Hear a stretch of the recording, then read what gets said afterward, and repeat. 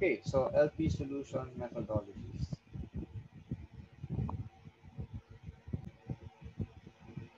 Okay, so you have we will be discussing uh, at least no, five methods, starting from the graphical approach, and then the simplex method that I introduced way back and told you that it was something developed by George Danzig in 1947.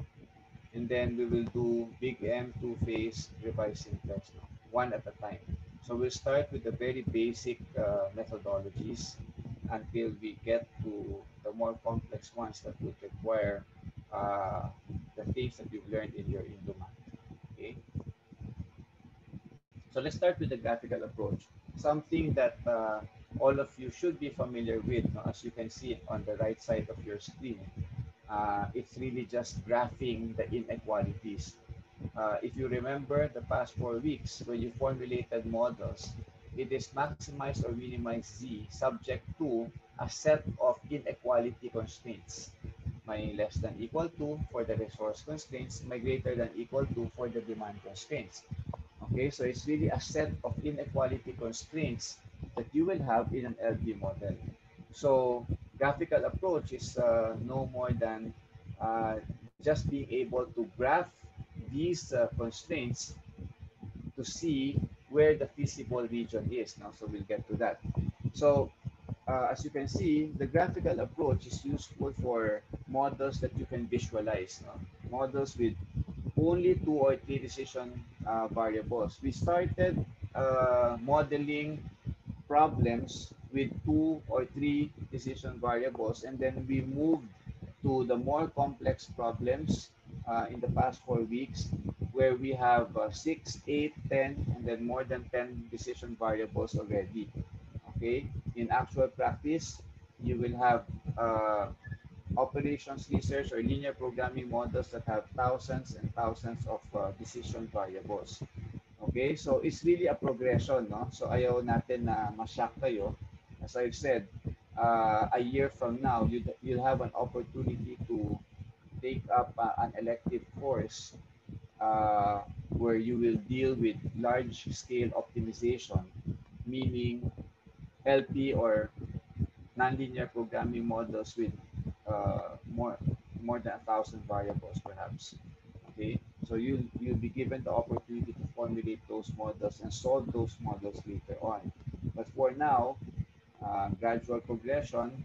Let's start with the simple ones first.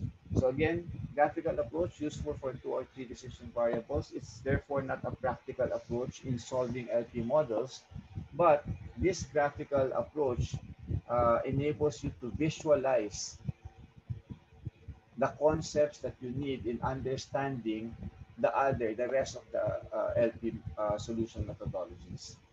Okay, so here, let me have an example.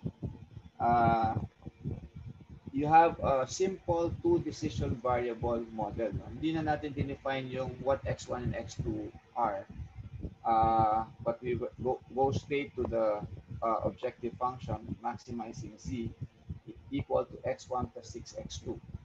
Okay, and then you have, if you count on the left side, you'll have 5 constraints, no? 5 constraints over there. And later on, we will refer to this model on the right side naman of your screen, and you will see that this model here, okay, this one, this model will be seen here, okay, on the right side naman of your screen. Right? So let me proceed.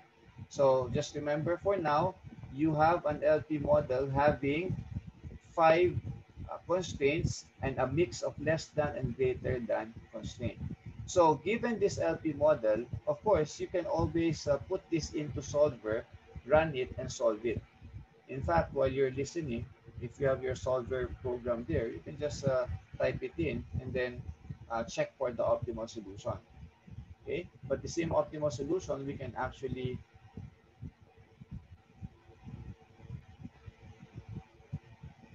do, okay, using the graphical approach. Okay, so here, can see you have the LP model in the previous slide, okay, here in this slide as well. Okay, and what we will do is we will focus on the constraints first. Okay, on this one. Okay, you will see the 5 constraints. They're labeled, and we will graph each constraint. So, do you still remember graphing of inequalities? Yung equations mabilis eh, di ba? Yung equations mabilis. But inequalities, you still remember how to graph them? Edward? Sir, for inequalities, we have to transform the equation into an equality first. Yeah, okay. We have the inequalities here already. Di ba normally when we formulate LP models, inequalities naman yan, less than greater than, di ba? So we have the inequalities here already. Okay? So all we have to do using the graphical approach, remember ha, yung mindset natin, our mindset now is tapos na tayo sa model formulation. The model has been formulated and it's in your screen right now. And our intention is to solve and to search, yung sabi ko sa inyo kanina, di ba? To search for the optimal solution. Okay? That's our objective for today, to search for the optimal solution of the given LP model. Okay, so now what we will do here is to search for the optimal solution using the graphical approach. We will graph these inequalities. So let's start with the first one. X1 plus 2x2 less than or equal to 8. Still remember how to graph it? Parang graphing lang, di ba? Edward, you assume that it is equal to, tama? Yes, sir. Okay, let's assume that this is equal to. So, all we have to do is... we get the intercepts po. Okay, we get the intercept. So, you can just count na lang, no? Hindi na natin mag-drawing, no? Dati, face-to-face, I used to graph this on the board. Ngayon, you just have to rely on this PowerPoint presentation. So you will see that for the first constraint, the x1 and the x2 intercepts, no? All you have to do is to get the x and y intercepts, di ba? So if x1 is 0, x2 should be equal to 4. So ito yun, no? When you count, no? You have 1, 2, 3, 4 sa x2 axis. Okay, focus kayo doon, ha? X2 axis, 1, 2, 3, 4. Then you have a point here. Okay, you'll have a point somewhere here, right? There. And then, if x2 is 0 naman, x1 will be equal to 8. So you count on the x1 axis, 1, 2, 3, 4, 5, 6, 7, 8. That's the point there, no, in the x1 axis. Okay, so you just connect the 2 points with a straight line.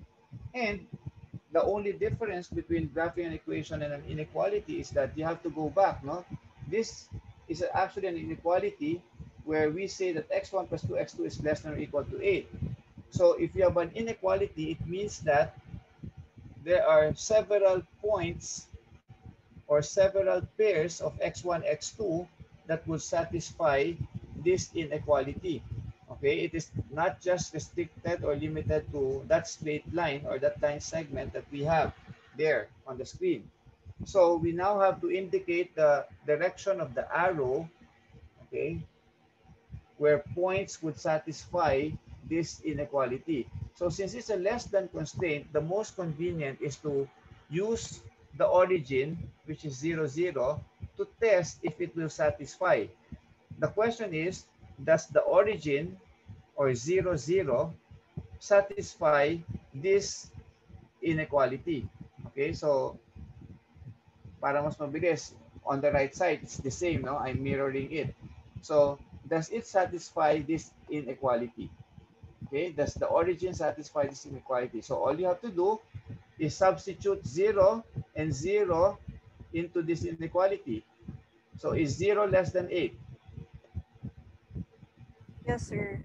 Yes, so therefore, if 0 is less than 8, then it means that all points that are below this line, so I will put an arrow.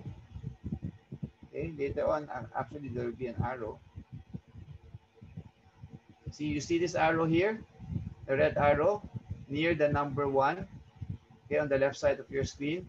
It means that all the points below this line satisfies this inequality here. Okay, again, all the points below this line satisfy this inequality. So if you understand that, then we can graph all the other inequalities in the same way. Okay, so again, let me summarize the steps. Number one, convert the inequality to an equation. Okay, look for the x and the y, or the x1 and the x2 intercepts, and connect the 2 points with a straight line. Okay, and then determine the region or the set of points that would satisfy that inequality. Okay, and usually we use the origin as our test. Okay, so now, of course, you can use any point, no? But we use the origin for convenience and for simplicity. And then once the origin satisfies, then the arrow should be pointing towards the origin. But if the origin does not satisfy, then the arrow should be pointing away from the origin. Okay, so the arrow simply indicates the set of points that are possible to satisfy that constraint. Okay, so let's go to, so far is that clear, class, for the first constraint? Yes, sir. Yes, sir. Yes, sir. Okay, so let's proceed. We will do the same for the second up to the fifth constraint, so bear with me. So, okay, for the second constraint, it's a greater than constraint. Okay, so if you get the x and the y, if you get the x1 and the x2 intercept, you will see that x1 is 2, x2 is 6. So you'll have x1 is 2 here, and x2 is equal to 6. And then just connect them with a straight line, and then check the 0, 0, 0 plus 0 satisfy the constraint. So you will see in equation 2, 0, 0 is not greater than 6. So you will see in the next slide that the arrow will be directed away from the origin. Okay, so look at equation 2 on the left side, and then the arrow will appear, no? And you'll see that the arrow is directed away from the origin. Okay, so if that is clear to everyone, then we can do the third constraint there. So you see constraint number 3. And if you look again at the origin test, constraint 3 is a greater than constraint. So 0 minus 0 will not be greater than 1. So the arrow should be away from the origin. Okay, so you will see that again, that the arrow that appeared is pointing away from the origin. And then we'll go to equation 4. Okay, equation 4. And then you'll have an arrow again. And this time equation 4 is a less than constraint. So the arrow should be pointing towards the origin, no? Because 0 plus 0 is less than 2. It satisfies the constraint. So you see that the arrow points towards the origin. Okay, and lastly, x1 less than or equal to 8 should be a vertical line there. Okay, and then that's the last constraint. Since it's less than, it should point towards the origin. There. Okay, so if you're now familiar again with graphing, then that's how your solution will look like. But that's not yet it. Okay, what we want to see is to integrate all the 5 constraints together. The 5 constraints should work together, and we should first identify the set of all possible solutions that will satisfy the 5 constraints. Okay, so how do we do that? We do that by looking at the direction of the arrow. Okay, so we will have to find that space or that region that is common to all of the constraints, common to all of the arrows. So you will see constraints 1 to 5, they all have arrows, di ba? So for constraint 1, I can add an arrow here. Okay, okay, meaning all of those under the line, no, will satisfy. So if I just look at constraint number 1, you will see this triangle here. Okay, this big triangle here. Meaning we are concerned with all points that will satisfy constraint number 1 that are non-negative. Okay, remember we have a non-negativity constraint. So you will see that big triangle there, all of the points inside that big triangle, that right triangle that you see, are candidates as far as constraint number 1 is concerned. Class, nakikita nyo ba na habang nagdadagdag ako ng constraint, if I add constraint number 2, that space, yung sa constraint number 1, yung feasible, we call it feasible, no? Or yung mga possible solutions to the model. Sa constraint number 1, possible solutions to the model are all the points defined by that right triangle. Nakikita niyo yung right triangle? Itong naka-red. Nakita niyo yan? You see that? Yes, sir. Okay. Lahat ng points dyan, candidate. Pero as I add more constraints, pag idagdag ko yung constraint 2, what happens to that region or that space? That feasible space? Anong nangyayari doon?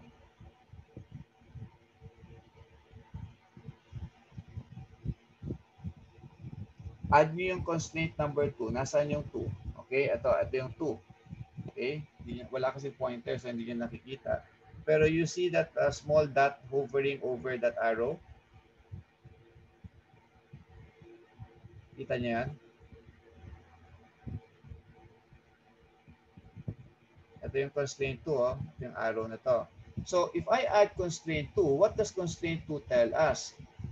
It tells us that the points that would satisfy constraint 2 consists of the space here.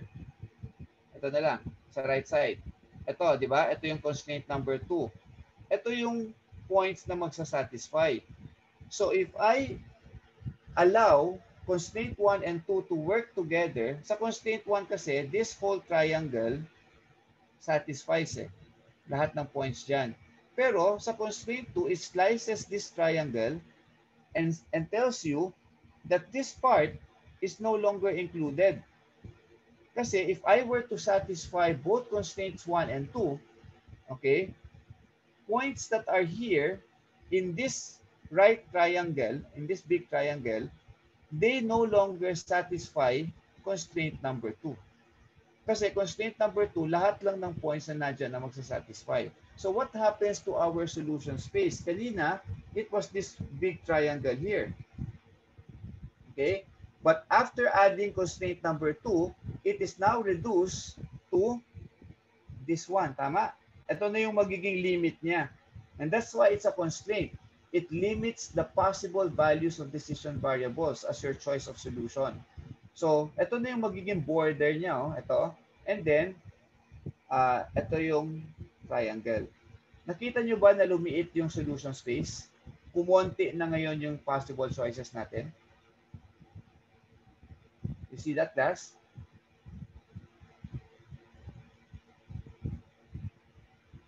Anyone, class? And you see that the solution space is now smaller compared to the solution space earlier, which was this right triangle.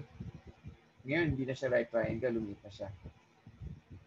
Okay. Can you now imagine what will happen if I add the third constraint? Kasi you have to satisfy all of the constraints at the same time. So now, if I add the third constraint, looking at constraint number 3, ito yun. Diba? Ito yun.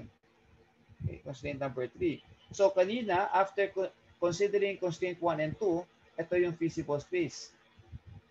Pag dinagdag ko yung constraint 3, ito yun, at sinasabi ng constraint 3, all the points below or to the right side of constraint 3 satisfies constraint 3. So what happens? This area here is already excluded from the possible choices. Okay, so because I added constraint 3, what happens now is the solution space is now reduced from this big, okay, from this triangle, now to this region. Okay? Because of constraint 3, naging limitation na. All points below it na lang. So therefore, we now create this border in this region. Ito na lang yung possible solution space natin. correct? And then I add constraint 4. Constraint 4 is this one, and it says all points below it. So therefore, you will see that all points below it still covers this one. So in other words, you will see that the formulation of constraint number 4 did not affect this solution space. Okay? Yan pa rin yon. Okay? Kasama pa rin siya doon sa solution space ng constraint 4. Ano uli ang sabi natin nung in the past week? If there is a constraint that does not affect the model or the solution, what do we call that constraint? Sir, redundant po. Redundant. Good. May nakaalala. It's called a redundant constraint. So redundant constraints by nature, no? Kahit tanggalin mo to sa graph, kahit tanggalin mo yan, the solution space remains to be this one. Okay, this one that you see here. And lastly, look at equation 5. All points to the left of this line, okay, will satisfy this model or this set of constraints or this constraint pala, this constraint number 5. So if you now look at this, lahat ng mga ito, itong feasible solution space natin kanina after constraint number 3, is still included in the region that satisfies constraint 5. Lahat kasi ito kasama eh. Okay, lahat yan. Everything to the left. So therefore, this part is still included. So again, we say that with or without this, the model solution remains the same. Okay, with or without this constraint, the model solution remains the same. So therefore, we now say that this is also a redundant constraint. Even if I remove it, this still remains to be my feasible solution space. So therefore, what we have now is that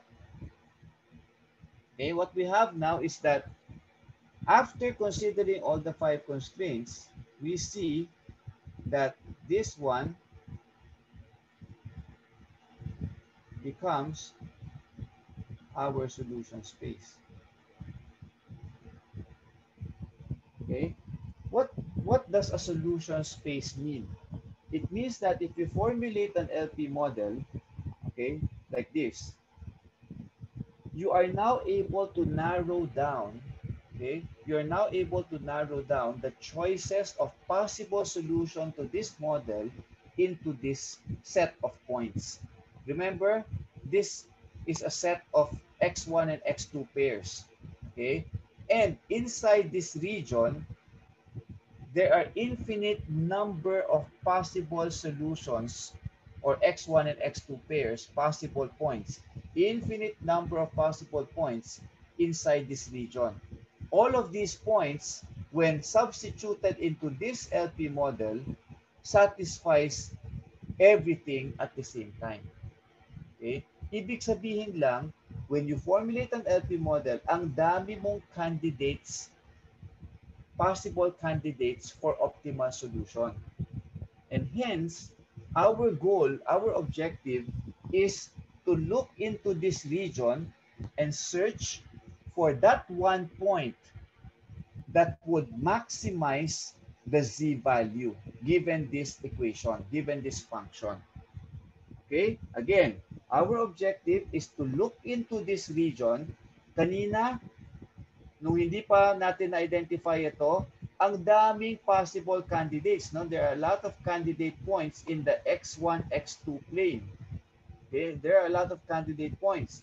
But because we developed this model with 5 constraints, the 5 constraints working together limited the solution space into this highlighted one. Okay? Now, after limiting the solution space and identifying the set of points that would satisfy all constraints, we now have to search for that one point that we call the optimal point or the optimal solution. So this is what we will be talking about. So it's not about the graphing.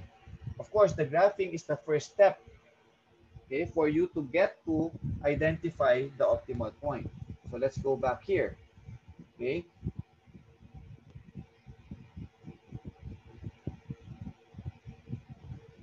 Okay, so you will see on the left side of your screen may apat na points, no? Okay, that is just to highlight yung feasible solution space which I have highlighted on the right side of your screen. Okay, and there are points outside, no? Because we will have definition of terms later on. So I labeled the points A. So you will see on the left side of your screen, lalabas isa-isa yan, A, B, C, D. A, B, C, D represents the feasible region, okay? Or the set of all points that will satisfy all of the constraints simultaneously. So A, B, C, D is the feasible region. You will see that E is an infeasible point. Infeasible point simply means that that point, when substituted into this model, okay, if you substitute point E into this model, it will violate at least one of the constraints. That's why it's an infeasible point. Specifically, I can tell you now that point E, when substituted, okay, point E, ito, point E, if you substitute it into equation or inequality number 3, okay, it should satisfy, no? Pero, okay, ito, when you substitute it into inequality number 2, okay, yung point E na to, it still satisfies. Kasi part pa rin siya ng region na yan eh. Ano yung constraint na hindi niya nasa-satisfy?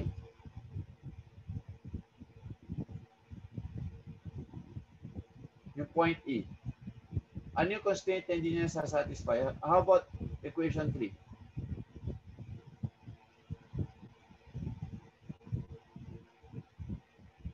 By looking at the graph, you should be able to tell what constraints it satisfies and what constraints it does not satisfy. So look at point E. This is the point here, di ba? Okay? We say that it satisfies constraint 4. Okay? Kasi nasa constraint 4 siya eh. It's along the line. We also say that it satisfies constraint 2. Okay? Kasi constraint 2, all the points in the direction of this arrow will satisfy constraint 2. And since E is within this arrow, it satisfies constraint 2. Okay? Constraint 5. Constraint number 5. All the points to the left of constraint 5 will satisfy constraint 5. And since E is part of that region, of that space, it satisfies constraint 5. How about constraint number 3? Does it satisfy constraint 3? Class? No, sir. No, kasi ang magsasatisfy lang sa constraint 3 are all the points below or to the right of constraint 3. Ito lang. And since E is here, it will not satisfy this constraint. So therefore, we say that it's an infeasible point because there is at least one constraint that it violates or it does not satisfy. Okay? So E is therefore an infeasible point. Okay? And then we will go to those dotted lines. Those dotted lines represent the graph naman for Z. Okay? So focus tayo dito sa Z ngayon. For us to find that optimal solution, there are two ways. Okay? Two ways. First is to graph the Z equation or the Z line.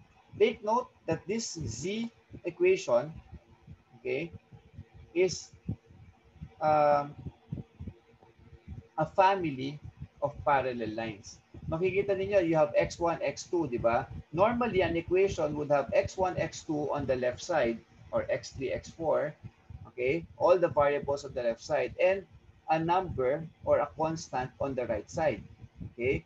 But for this Z equation, since we're finding the maximum Z, this Z value is still unknown.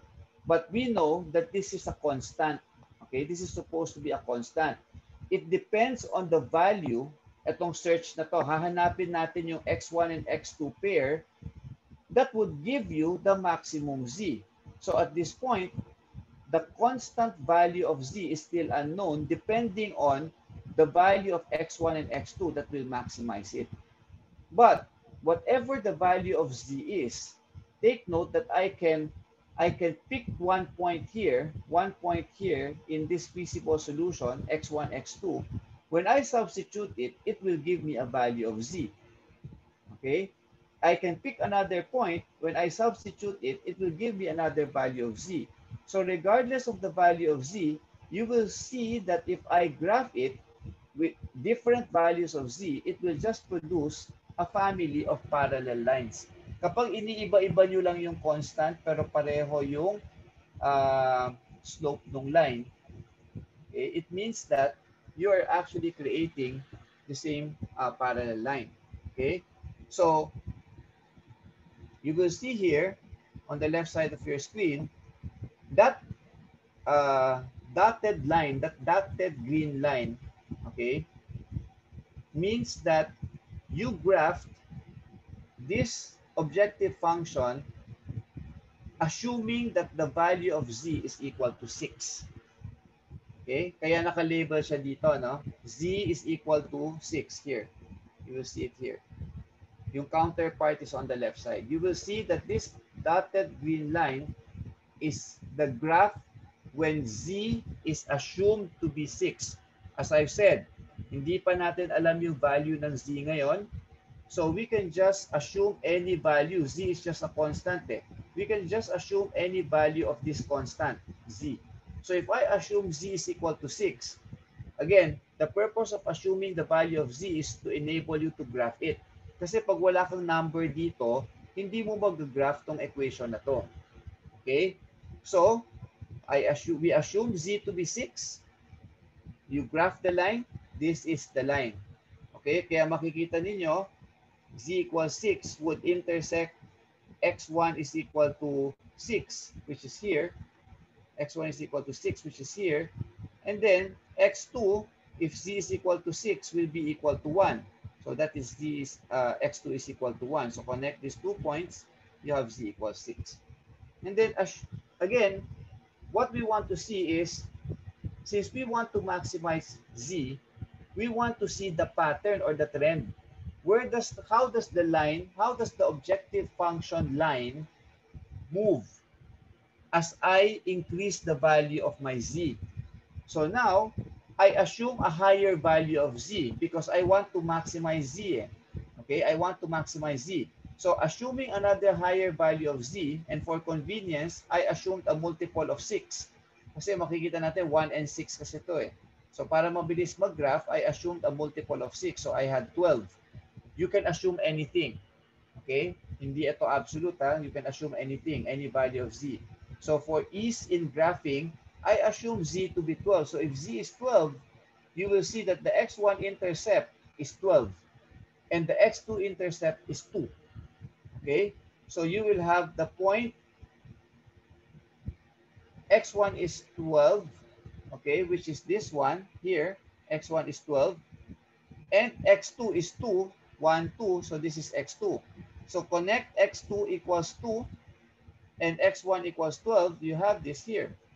And that is your z line when z is equal to 12. Okay? Do you see the pattern? If I make z equal to 18, I hope you're following. If I make z equals to 18, x1 will become 18 and x2 will become 3, the intercepts, so that I can graph. So x1 will be 18, so it will be somewhere here, farther here, and x2 will be equal to 3, which is this. You connect them here. Do you see now that whatever value of z I put in, I will continue to come up with parallel lines. Lines parallel to the first one. Nakikita nyo? Yes, sir. Okay? And therefore, we say that the objective function of an LP model will actually produce a family of parallel lines. Okay? Family of parallel lines. That's the first thing, no? You can write down in your notes. It's a family of parallel lines. Next, let's focus on this first line that we have set up when we assume z is equal to 6. Do you agree, class, that all the points along this line, all the x1 and x2 points along this line will give you a profit of 6.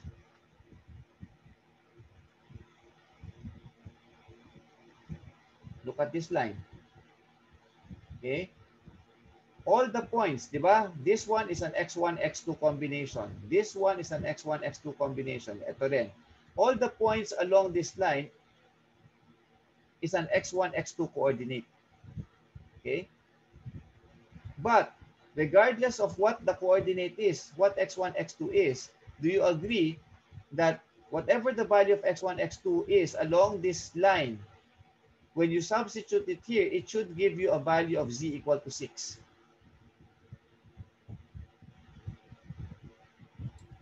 Yes po, sir. Tama, di ba? Kasi it is along the line eh. So therefore, pag sinubstitute mo sa equation, dapat ito yung graph na lalabas, z is equal to 6. Okay? So, you will see that along this line of z equals 6, there are points x1, x2 that are infeasible. Yung nasa labas ng solution space, itong red space na to. So, all of these x1, x2 pairs, they give you a profit value of 6. Z equals 6. But, okay, ito along this line lang they give you a value of 6. But, these x1, x2 pairs are infeasible. Or these points, all of these points here are infeasible. The only feasible points are those that are inside this red space. So, all of the x1 and x2 points along this line, okay, that are inside the red space, the feasible region, are the values of x1 and x2 that are feasible and that will give you a z is equal to 6. And it follows, okay, by the way, I call this, all the points, I call this line an isoprofit line. Okay, ano ba yung isoprofit line? This line, this isoprofit line, all the values of x1 and x2, all the points x1 and x2 will give you the same z value of 6. Kaya isoprofit line ang tawag dyan. Etong z equals 12, isoprofit line din ang tawag dyan. Bakit isoprofit line? Kasi lahat ng points along this line will also give you a z value of 12. Same z value. So if all the points along a line will give you the same z value, we call that an isoprofit line. Pagka cost naman yung objective, then it's called an isocost line. Okay, so it's either you have an isoprofit line, okay, when you assume the value of your z, you have an isoprofit line or an isocost line. Okay, so going back, class, ito na yung search for the optimal solution. You see here that all of these points, dito na tayo, naghahanap na tayo ng optimal solution natin, yung best or yung max, yung x1, x2 that would maximize z. Okay, analysis lang. All of the points along this line in this feasible solution space will give you a z value of 6. It follows that for the isoprofit line, z is equal to 12. All of the points here will give you the same z value equal to 12 hanggang dito. But there are points that are infeasible.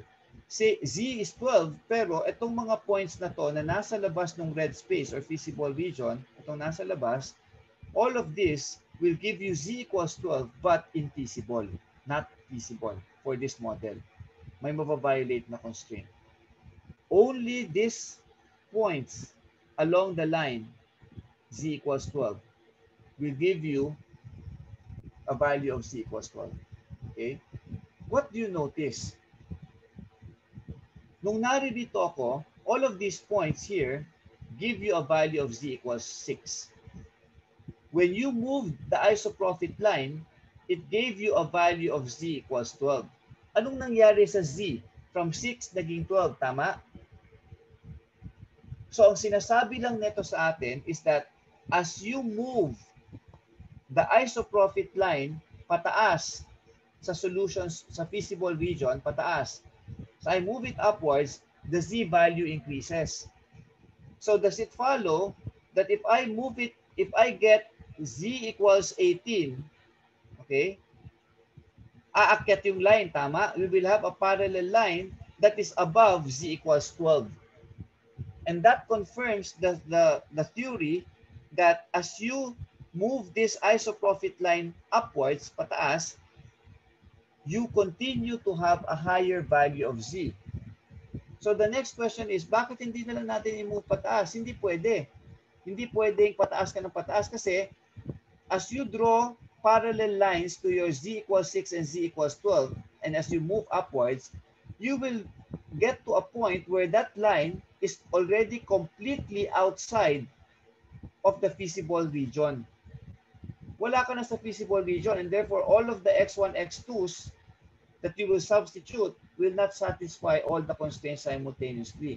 So ibig sabihin, ang gagawin lang dapat natin is to draw one line, okay, to draw one isoprofit line, okay, and then assume another value and draw a second isoprofit line just to be able to see the trend of the movement. Kapag inakyat ko ba, tataas ba yung Z value or bababa? Remember, our goal is to maximize Z. So when we assume Z to be 6, this was the line. When we assume Z to be 12 and we graphed it, we produce this parallel line. Okay? So it tells us now that for us to find the Z line that would maximize this function, we have to continue moving up. Kaya the logic here is, if I continue to move up, you follow this eraser here. If I continue to move up, okay, I can move up and you will see that the last point that this parallel line will touch before that parallel line completely leaves the feasible region is this. Nakikita niyo ba yan, class? Yes, sir. Pag mag-drawing kayo ng parallel lines, no, to Z equals 6 and 12, tuloy-tuloy lang, no? So I can have this, and then you will see that eventually this is the last point that this parallel line will touch. In other words, mayroong isang parallel line dyan na mas mataas ang Z value, pero sa parallel line na yon, isa na lang yung point na feasible. Kasi if this is the parallel line, all of the points here are not feasible and all of the points here are not feasible. Only this point becomes feasible along that line. And after that line, when I moved it up pa, lalabas na siya ng feasible solution space. And therefore, we say that the optimal solution is therefore point C. Okay, point C. Kasi yan na yung highest Z value based on the parallel lines that we're drawing that is possible. Do you get the point? So the idea here in finding that one point that will maximize or minimize Z is to draw the graph for the objective function by assuming the value of Z. You can assume any value of Z. Okay? Just assume one value, draw the graph. Assume a second value, draw the graph, and see where it is headed. If it is headed upwards while you're increasing your Z value, then it means that you have to continue going upwards until you finally touch the last point prior to leaving the feasible solution space entirely. Now, if for example, you're minimizing Z, then it tells you, if this is your feasible solution space, if you're minimizing Z, then it tells you that you have to move this line lower. Okay? Kasi 12.6, ibig sabihin, pababa yung line for you to get a lower Z value. So, ang mangyayari is you will continue to draw a parallel line until the last point it will touch. You will see that the last point it will touch, the last point that a parallel line will touch prior to completely leaving the solution space is point A. So, if you're minimizing Z for this model, then the minimum Z value of this solution space is point A. Kasi yan yung last point na matatouch nung line before it completely leaves that feasible solution space. Any questions, class? Ang hirap ituro nito online. I'm really struggling how to explain this, but please ask questions if there's anything that you missed out, or if there's anything that you didn't understand in what I said.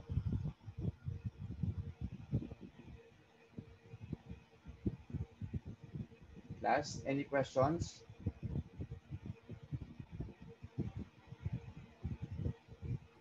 None so far, sir.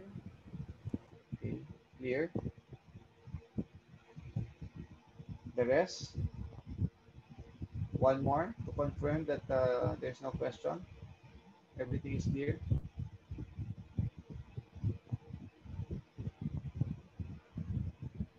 Clear naman, sir. Okay, sige. So now what we have achieved is after graphing, okay, look at the left side of your screen. After graphing all the 5 constraints, you come up with a feasible solution space here, the red one, no? The one highlighted in red. And after determining the feasible region, you graph the objective function, okay, by assuming the value of z. Graph at least twice or 2 lines for you to see the pattern or the trend. And then once you have graphed 2 lines and you have seen the trend of movement, whether it's upward, downward, to the left, to the right, you are now able to see that you have a family of parallel lines, okay, that would move upward or downward before it leaves the feasible region.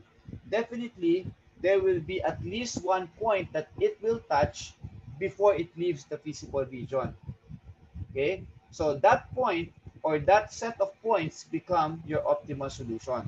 So now let me point out to you that the optimal solution could be a single point or it could be a multiple set of points. So it is possible that an LP model will have multiple optimal solutions. Pwedeng hindi lang isang point, pwedeng marami. Okay, and we will illustrate that later. So you will see that this is the parallel line, di ba? So pagka yung isang edge or isang segment that encloses the feasible region coincides with that parallel line. Kunyari, ito yung feasible region mo. Ito. Okay, let me add. Okay, let's say, kasama tong part na to. Yan. Let's say, this is your feasible region. So, kapag inakyat ko tong z equals 12, no? Alam ko, parallel line yan. Pwedeng matouch niya ito. Let's say, I draw another line. Pwedeng the parallel line would look like this. Okay? Sorry. It doesn't look so parallel because it's just my drawing. But it should look like this.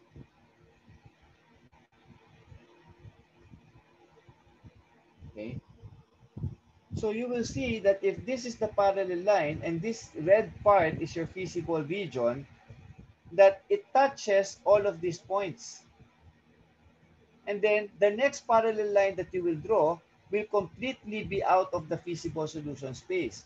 So therefore, prior to leaving the feasible region, it touches all of these points here. Let's say, hanggang dyan. Ito yun. Yun yung na-touch niya.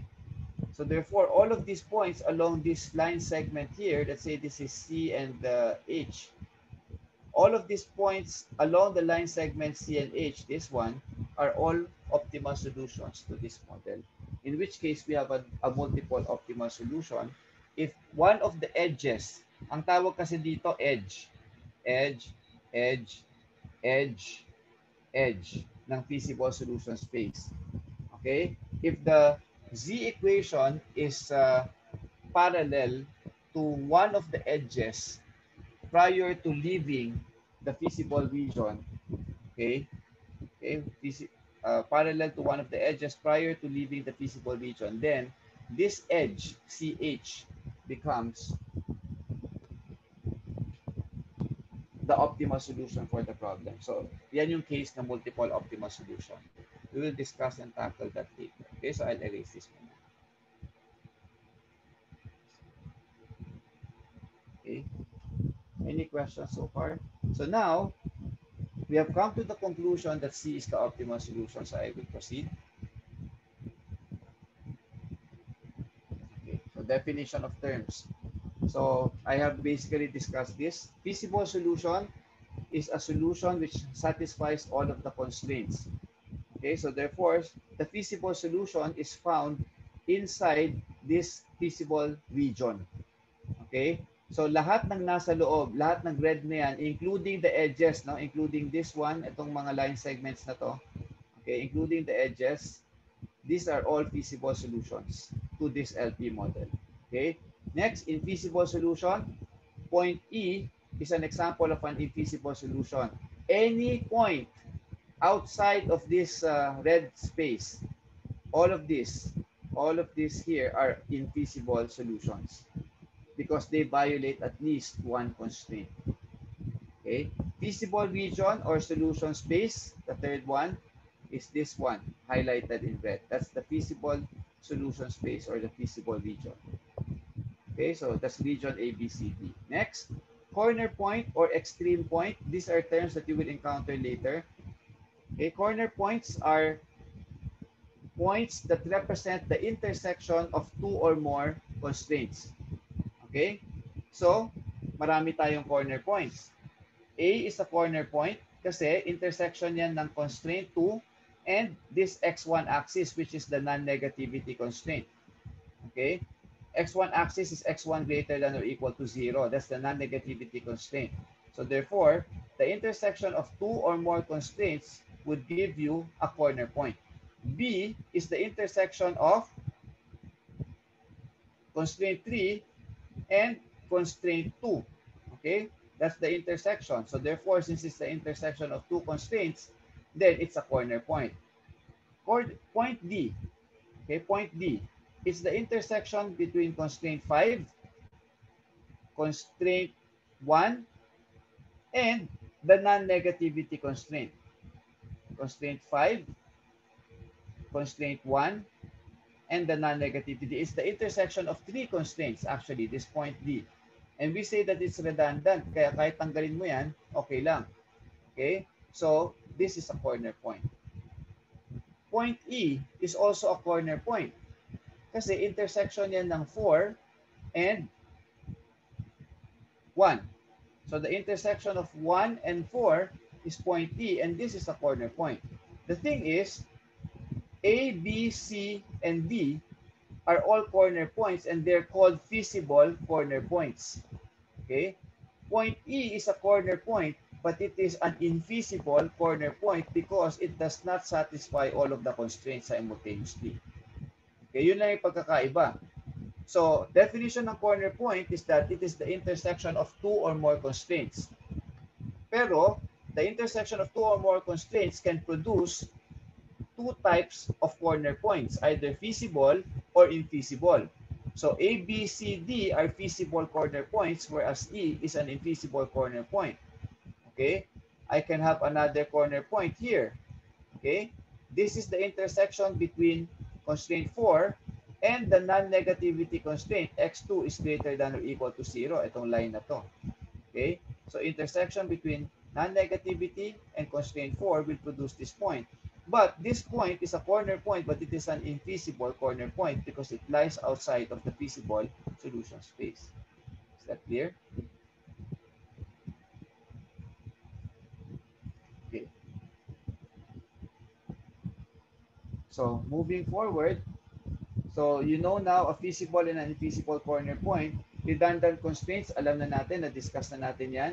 Constraints number 4 and number 5 are redundant kasi even if you remove them, the feasible solution and the optimal solution remains the same. So since the optimal solution is obtained from the set of feasible points, which is the solution space here, then the optimal solution remains the same with or without these two constraints. Kahit tanggalin nyo yan, pareho pa rin. So therefore, constraints 4 and 5 are said to be redundant. I have also discussed in the previous weeks a binding constraint. A binding constraint represents constraints that are fully satisfied at optimum. So kanina, through the graphing of the Z line, we already know that this point is the optimal solution. Itong point C na to. Okay?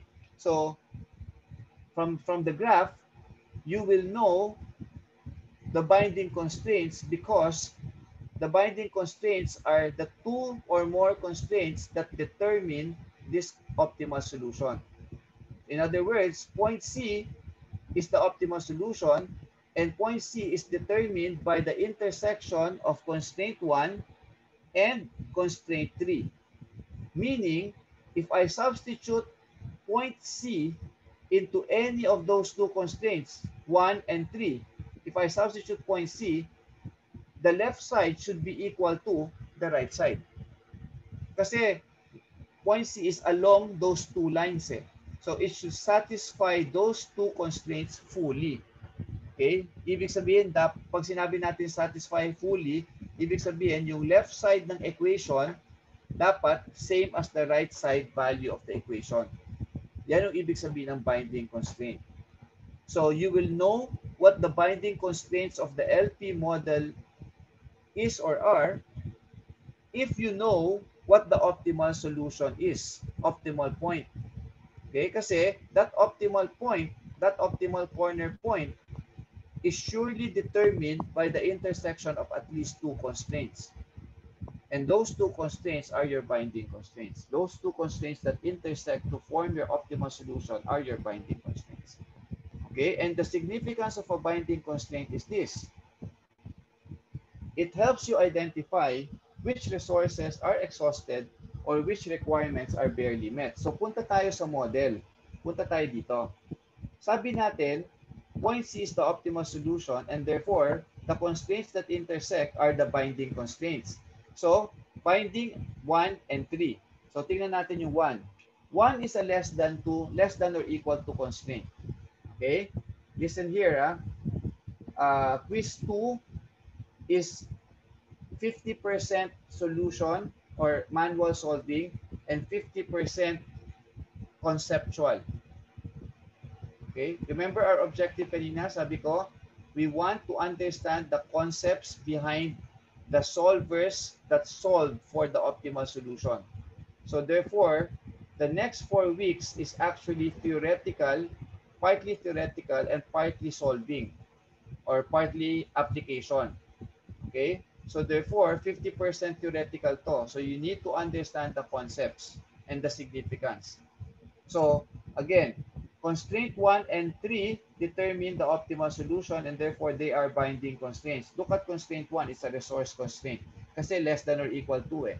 We don't know what x1 and x2 are in this model, but I will assume that since it's a less than constraint, it's a resource constraint. I will further assume, okay, that sabihin na natin, 8 hours per day labor ito. Okay? And therefore, say x1 and x2 are the products that you're producing, okay, you will see that the consumption of labor time for the two products, I am just interpreting based on our knowledge of LP model formulation. Okay, the consumption of labor time should be less than or equal to what is available, yung 8 hours.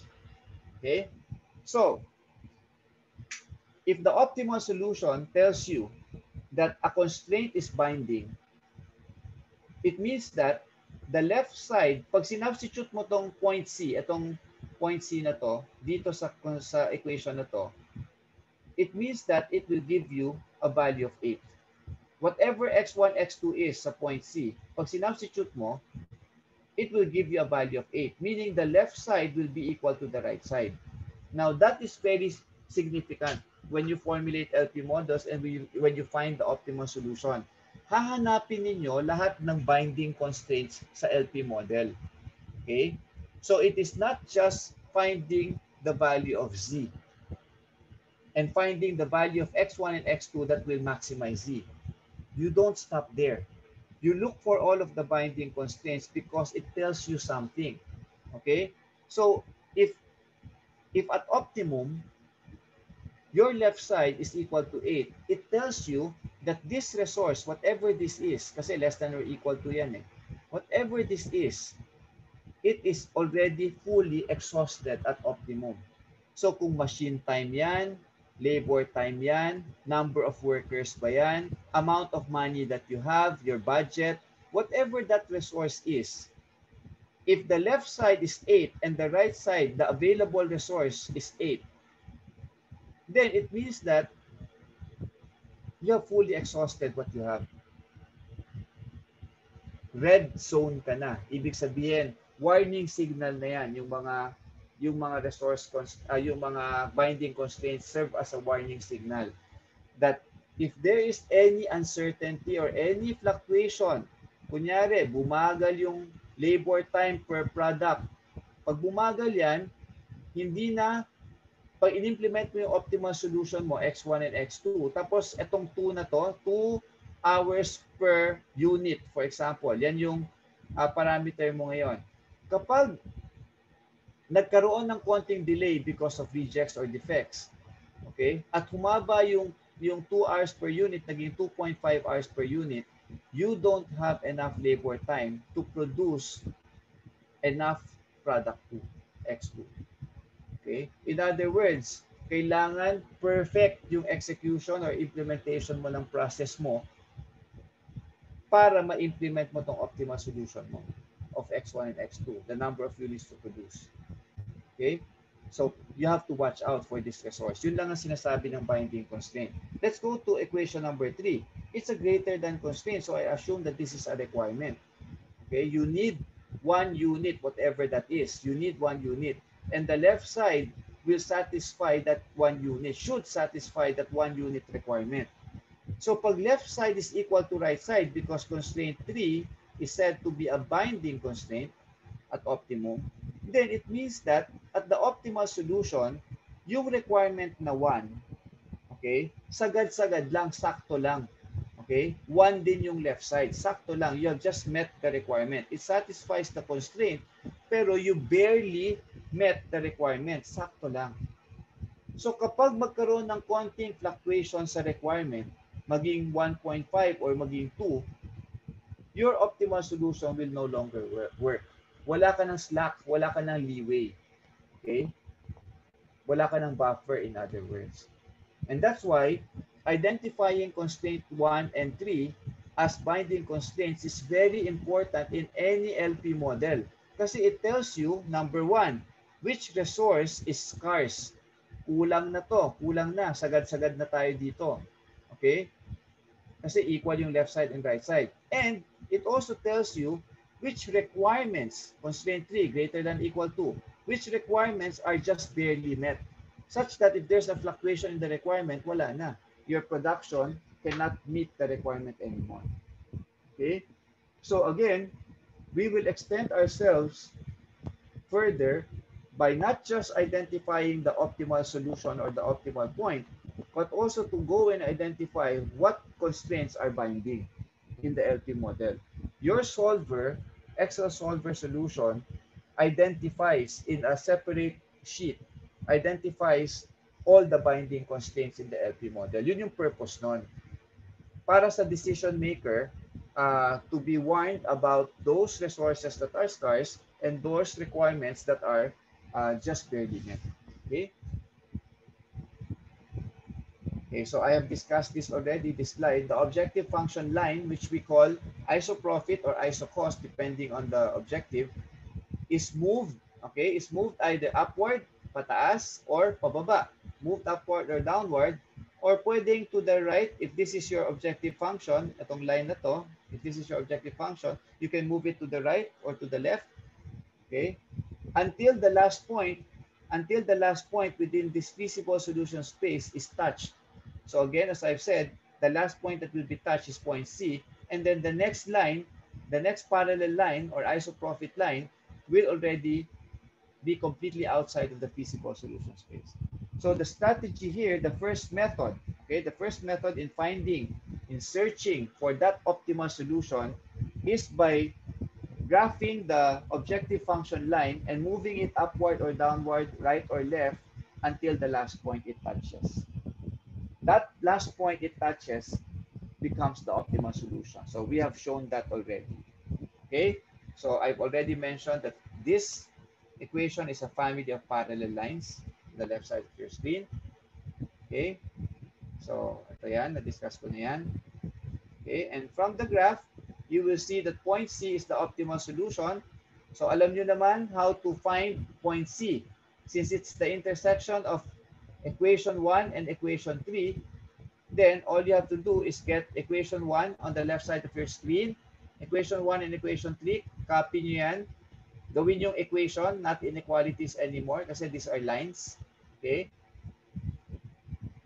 And then, to solve for the intersection of equation 1 and 3, you just do elimination by addition or subtraction. So here we eliminated x1. Okay, solve for x2. x2 became 7 over 3 on the left side of your screen. Substitute 7 over 3 into equation 3. Okay, you will get x1 will be 10 over 3. Or substitute 7 over 3 into equation 1. Okay, x2 equals 7 over 3. You will still get 10 over 3 as your x1. So after you get x1 and x2, okay, as I've said, because of the divisibility assumption, x1 and x2 can be non-integers. Okay, they can be non-integers.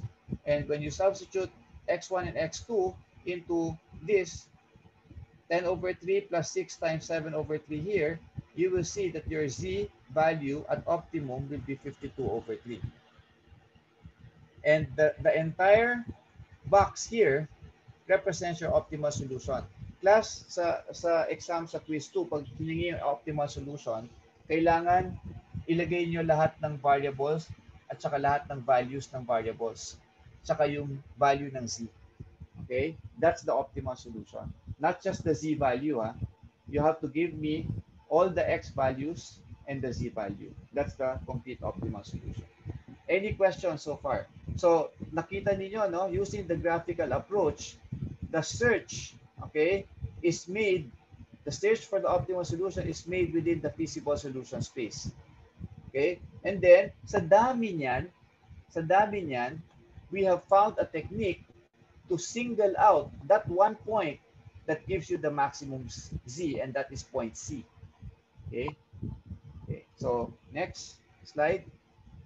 The next slide is the corner point approach. And this method, okay, I told you there are two methods, no, sa graphical. This method will already tell us that if you have this solution space, ang daming points niyan sa loob, infinite millions of x1, x2 points inside. Ang hirap maghanap ng optimal solution, ang dami. Okay? Pero the corner point approach tells us that if an LP model, listen here, if an LP model has an optimal solution, meaning hindi siya no feasible solution, it has an optimal solution. If an LP model has an optimal solution, then it should be, that optimal solution should be one of the feasible corner points. Again, if an LP model has an optimal solution, then that optimal solution has to be one of the feasible corner points. So with that concept in mind, it eliminates, the search process eliminates all of these points inside, kasi all of these points inside the feasible region are not corner points. They are not intersection of at least two constraints. So they are not feasible corner points. The feasible corner points are A, B, C, and D. So what a relief, di ba? Kasi from searching among infinite number of possible solutions to this LP model, we narrow down our search into 4 points. Kasi 4 lang naman yung feasible corner points sa model na ito. Okay? Of course, this is a very simple model. And in this model, you will see that there are only 4 feasible corner points. Therefore, what the corner point approach is saying is that the optimal solution must be one of these 4 feasible corner points. Kaya, meron tayo nito. Kaya makikita niyo sa left side of your screen, if a linear programming model has an optimal solution, then it must be at least one of the feasible corner points. So 4 na lang yung candidates natin, A, B, C, and D. Okay? So you can now make a table like this. Okay? And from the graph, kaya uunahin natin yung graph, yung pag-graph ng LP model. From the graph, you will see that there are 4 feasible corner points. So, lagay nyo na dito. Label nyo yung corner points na feasible and lagay nyo na dito sa column na to, A, B, C, and D on the left side of your screen. And then, since you have only 2 variables, you have to put an x1, x2 column and a z column. Kailangan nyo kasi isolve sa bawat corner point, ano ba yung value ng x1, ano ba yung value ng x2, ano ba yung value ng z. If you have 3 variables, x1, x2, x3, and then you graph them, 3D, okay, then you need to have x1, x2, x3, and z in this table. Is that clear, class? We have a few minutes left. Is that clear? Yes, sir. Okay, Yes po, sir. so now, after putting corner point A, B, C, and D, iisa-isahin nyo na yan. Corner point A, what is the value of x1? Remember when you graphed corner point A, you will see here that it is the intersection of 2 and the non-negativity constraint x1 is greater than or equal to 0. Okay, but when you graph A kanina, okay, you will see that this x1 intercept, okay, constraint number 2, dito tayo sa constraint number 2 kasi corner point A is in constraint number 2. So this constraint number 2, ano yung x1 intercept? If x2 is 0, x1 should be 2, right? Tama? X1 should be 2. So therefore, you will see that A, corner point A is the point x1 is 2 and x2 is equal to 0. Kaya 2, 0 yan sa left side. Okay, nandito tayo ngayon. Okay, 2, 0. And if x1 is 2, x2 is 0, your z value is equal to 2. Okay, next we go to corner point B. Corner point B, can you just do this? Corner point B is the intersection of what constraints, class? Tell me. Anyone? 3 and 2. Yes, sir, 3 and 2. Corner point B is the intersection of 2 and 3. So please solve for the point of intersection. I want you to solve for the point of intersection now sa notes nyo. It's already on the left side of your screen. Pero at least know within yourself that you know how to solve for the point of intersection. What will you do? You will get equation 2 and equation 2 and equation 3. Okay, and then eliminate by addition or subtraction. So equation 2 and 3, you can easily eliminate x2. Okay, by addition, eliminate by addition. Okay, and then you'll have 4x1 equal to 4x1 equal to 7. Tama? If you eliminate by addition, mawawala ni x2. 4x1, you add 3x1 and x1, 4x1, add 6 and 1, that will be 7. So x1 will be 7 over 4. Tama? Then you have 7 over 4. And then, substitute 7 over 4 to equation 3, you will have 3 over 4 para maging 1 yung right side. Okay, kaya 7 over 4 and 3 over 4. And then substitute 7 over 4 plus 6 times 3 over 4, that's 18 over 4. So you'll have 7 plus 18, you'll have 25 over 4. Did you get that, class?